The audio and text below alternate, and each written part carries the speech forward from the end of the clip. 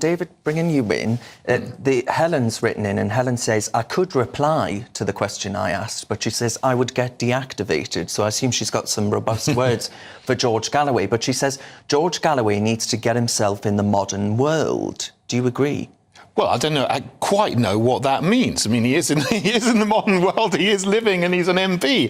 No, I totally agree with what he said on Novara Media last week. That was the clip from there. And I think I'm looking into this in detail, and I think what he was complaining about this morning is that it's LBC, wasn't he? He was on this morning. They showed that clip that you've just shown there, but he said more. He mentioned gender ideology as well, and he mentioned his kids' education in Scotland. So there was a lot more that he wanted to say and put across, and they clipped it in a way obviously he didn't like. You know, you can't take your pick if you go on a show.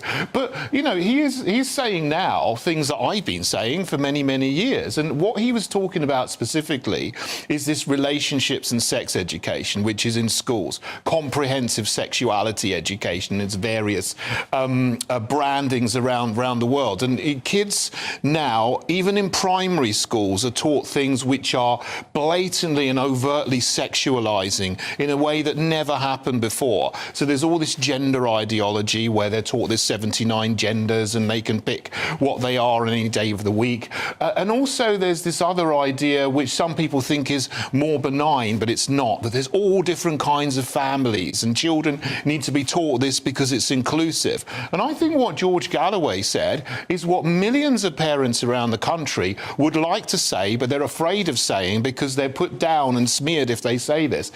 I just want my kids in school to be taught that a family is a mother and a father and kids, not, you know, two men or three women or two men, a woman and a donkey. And that's absolutely right. Do you think that's abnormal, same-sex relationships? Well, it's a lower percentage. No, I'm asking you, do you think it's abnormal? I'm answering in the way that I want to answer, and it's a lower percentage than heterosexual relationships. Now, there are some people who have homosexual relationships for whatever reason. There's a lot of evidence to suggest that childhood abuse can cause a change in sexual orientation.